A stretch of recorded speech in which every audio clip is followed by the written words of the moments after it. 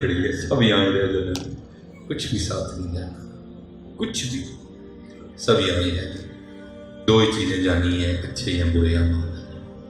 جب ہمارے ہاتھوں میں ہم کیا لے کے جاتے ہیں ساتھ، اس لیے اس وقت کو غنیمت اور خوب حضرت محنت کرو۔ اور جس بات کی سب سے زیادہ اس وقت میرے پاکستان کو ضرورت ہے وہ ہے محبت۔ پاکستانی دن بہ دن کم ہوتی جا رہی ہے، ہر بندہ ہی غصے میں آ رہی ہے، پتہ نہیں ہو کیا گیا نہیں ہے۔ محبت کرو اللہ کی مخلوق کے ساتھ، اللہ کی مخلوق کے ساتھ۔ اور حضور نبی علیہ السلام کا ایک بات حضرت نے کہی ہے، ایک بات یہ کہہ کے پھر میں اپنی گفتگو کو ختم کروں گا۔ یہ انداز محبت ہے، اور اس وقت میرے پاکستان کو اس کی بڑی ضرورت ہے۔ وہ لکھا ہے کہ جب حضور نبی علیہ السلام کا وصال ہو گیا نا، آپ نے روح انور کو چھپا لیا، پردہ فرما لیا، تو جب حضرت سیدنا صدیق اکبر رضی اللہ تعالیٰ عنہ خلیفہ بنی تو ایک بچی آ گئی آپ کے پاس میں روتی روتی، اور آپ کی بارگاہ میں بیٹھ کے اس نے رونا شروع کر دیا۔ تو آپ نے اس بچی سے پوچھا کیوں رو رہی ہے؟ تو وہ کہتی میں اس لیے رو رہی ہوں کہ حضور نبی علیہ السلام کا وصال ہو گیا۔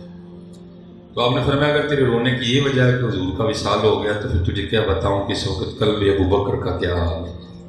وہ کہتی نہیں، رونے کی وجہ ایک اور بھی ہے۔ آپ نے پوچھا وہ کیا؟ وہ کہتی ہے کہ میں یتیم ہوں، میری ماں بھی نہیں ہے، میری ایک بوڑھی دادی ہے جو آنکھوں سے نابینا ہے، اور ہماری کچھ بکریاں ہیں جن کا دودھ بیچ کے نا ہم گزر بسر کرتے ہیں۔ رو اس لیے رہی ہوں، دادی اندھی ہے، وہ دودھ نکال نہیں سکتی، میرے چھوٹے چھوٹے ہاتھ ہیں، مجھ سے نکلے گا نہیں، اس لیے رو رہی ہوں کہ جب تک حضور نبی علیہ السلام حیات ظاہری کے ساتھ ہم میں موجود تھے نا، اب روز تشریف لایا کرتے تھے اور ہمیں دودھ نکال کے دیا کرتے ہیں۔ حضرت شان دیکھو ہے، لولا کلمہ خلقت الربوبیہ، محبوب اگر تجھے بنانا نہ ہوتا ہم نے تو اپنا رب نہیں ظاہر نہیں کرنا ہے۔ شان دیکھو حضرت، انداز دیکھو۔ فرمایا جب تک حضور نبی علیہ السلام حیات ظاہری کے ساتھ ہم میں موجود تھے نا، اب روز تشریف لایا کرتے تھے اور دودھ نکال کے دیا کرتے تھے۔ اب اس لیے رو رہی ہوں کہ حضور کا تو وصال ہو گیا، دودھ کون نکالا کرے گا؟ اب آگے بھی حضور کے جانشین حضرت سیدنا صدیق اکبر تھے، آپ آگے سے رو کے اس بچی کو کہتے ہیں اور میری بیٹی تو نہ گھبرا، حضور نے پردہ فرما لیا، ابو بکر تو زندہ ہے، اور جتنی دیر تک ابو بکر زندہ رہے گا تیری بکریوں کا دودھ آج کے بعد ابو بکر نکالا کرے گا۔ ہاں اللہ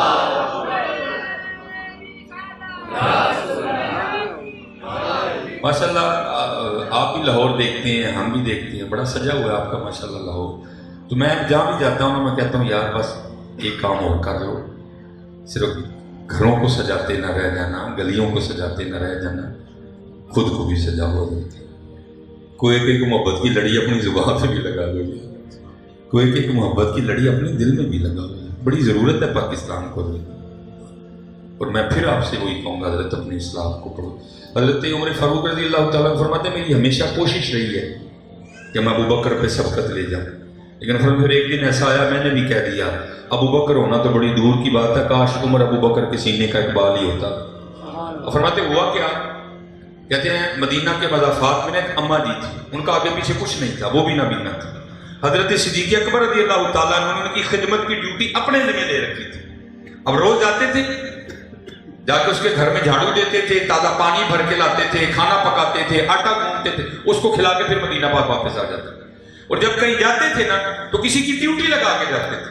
آپ فرماتے جناب سیدنا صدیق اکبر رضی اللہ تعالیٰ کو کہیں جانے لگے تو آپ کسی کی ڈیوٹی لگا رہے تھے، میں نے سن لیا، آپ تو چلے گئے، اس نے جانا تھا نا، فرماتے میں نے اسے کہا تو نے نہیں جانا، آج میں جاؤں گا، اور ارادہ یہ تھا کچھ اس طرح کا کروں گا جا کے کہ اماں کہہ اٹھے بھائی ابو بکر نے خدمت کیا کی ہے، خدمت تو آ جانے والے نے کی ہے، اور بعد میں اسے بتاؤں گا میں عمر فاروق ہوں۔ آپ فرماتے میں چلا گیا، آہستہ آواز سے السلام علیکم کہا تاکہ اس کو بھی نہ پتہ چلے۔ آپ فرماتے میں نے جا کے جھاڑو دیا، تازہ پانی بھر کے لایا، آٹا گوندا، روٹیاں بنائی، سالن بنایا، ٹھیک ہے جی۔ آپ فرماتے میں نے اس کو بٹھایا اور ایک نوالا توڑ کے نا شوربے میں ڈبو کے، آپ فرماتے جی میں نے اس کو ہونٹوں سے لگایا نا تو مجھے آگے سے کہتی ہے آج ابو بکر نہیں آئے، آج ابو بکر نہیں آئے۔ ارے جلال تھا حضرت عمر فاروق رضی اللہ تعالیٰ عنہ کے مزاج مبارک۔ اب فرماتے میں نے کہا اماں تجھے تو نظر آتا ہے، وہ کہتی آنے والے خدا کی عزت و عظمت کی قسم مجھے دکھائی نہیں دیتا۔ اب فرماتے میں نے پوچھا اگر تجھے دکھائی نہیں دیتا تو پھر تجھے کس طرح پتہ چل گیا جب ابو بکر نہیں آئے؟ تو فرماتے اس نے اپنا منہ کھول کے دکھایا تو اس کے منہ میں دان کوئی نہیں تھا۔ وہ کہتی جب ابو بکر آتے ہیں نا تو پہلے وہ نوالا اپنے منہ میں ڈال کے نا نرم کرتے ہیں، جب نرم نوالا ہوتا ہے نا پھر میرے منہ میں ڈالتے ہیں۔ آج جب سخت روٹی میرے ہونٹوں سے لگی میں سمجھ گیا جب ابو بکر نہیں آیا۔ کہاں گئی یہ محبتیں؟ صرف گلیاں سجانی ہے، خود نہیں سجنا ہے جی، صرف گھروں پہ لائٹیں لگانی ہے، اندر نہیں کوئی لائٹ لگانی ہے نہ یار، آؤ خود کو بدلے۔ اس وقت میرے پاکستان کو بڑی ضرورت ہے، آؤ اپنی اپنی کوڑ کٹائیے اور میٹھے ہونے کی کوشش کریے۔ میٹھے لوگ اللہ کو پسند ہیں، اللہ کی مخلوق سے محبت کرو، اور آپ کا تو ماشاءاللہ شعبہ خدمت کا شعبہ ہے، خوب خدمت کرو اور خوب دعائیں لو۔ آج ہمارے پاس پیسے بڑے ہیں لیکن ہمارے پاس دعائیں کم ہیں، اور میں آپ کو سچ کہہ رہا ہوں جہاں پیسے کچھ نہیں نہ کرتے وہاں دعائیں بڑا بڑا کچھ کر جاتی ہیں۔ دعائیں اکٹھی کر دیں، آج ہمارے دامن میں دعائیں نہیں ہیں۔ وہ نبیوں میں رحمت لقب پانے والا، مرادیں غریبوں کی پھر لانے والا، وہ اپنے پرائے کا غم کھانے والا۔ کہاں گیا وہ؟ سارے تو لڑے ہیں آپس میں،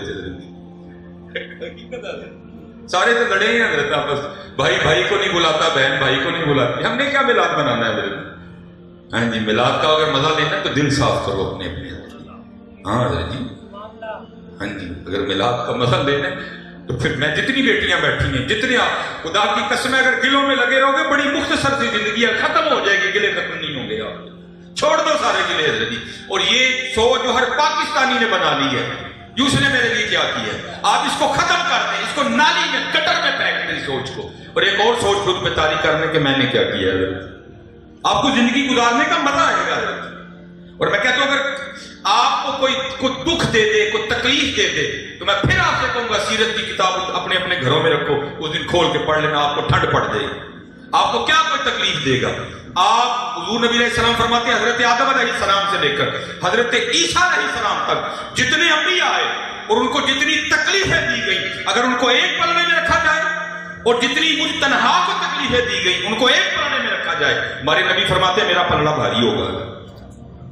اتنا ستایا آپ نے مکہ نے کہ حضور نبی علیہ السلام مکہ سے ہجرت کر کے چلے گئے، پھر بعد نہیں آئے، مدینہ واپس آئے، وہاں چھیڑنے جنگ بدر ہوئی، جنگ احد ہوئی، حضور کے غلاموں کو شہید کیا گیا، حضور نبی علیہ السلام کے بڑے بڑے لاڈلے چچا کو شہید کر دیا، اور پھر ایک وہ بھی وقت آیا جب حضور فاتح ہو کے مکہ واپس آیا، آپ نے مکہ فتح کر دیا۔ اس دن حضور کے ساتھ کئی ہزار جانصار تھے اور کافروں کی ٹانگیں کانپ رہی تھی، آج پتہ نہیں محمد ہمارے ساتھ کیا سلوک کریں گے۔ حضور نے فرمایا نہ گھبراؤ، آج میں تمہارے ساتھ وہی سلوک کروں گا جو حضرت یوسف نے اپنے بھائیوں کے ساتھ کیا تھا۔ اور حضور نبی علیہ السلام نے سب کو معاف فرما دیا، اور معاف کرنا سیکھیں۔ زندگی کا مزہ آئے گا، آپ کو کر کے تو دیکھو۔ اور اگر اپنی جھولیوں میں گلے ڈال دو گے تو گلے کرتے ہو ساری زندگی تو ختم نہیں ہوتی۔ آؤ حضور نبی علیہ السلام کا انداز، معاف کرو، معاف کرو، اگنور کرو چھوٹی چھوٹی باتوں کو، زندگی گزارنے کا مزہ آئے گا۔ ٹھیک ہے جی۔ ایک اور بات جس کے لیے حضرت نے کہا ہے، جیسے میں نے کہا جی پیار کرو، ٹھیک ہے جی، پیار کرو، اور بیٹیوں سے بڑا پیار کرو۔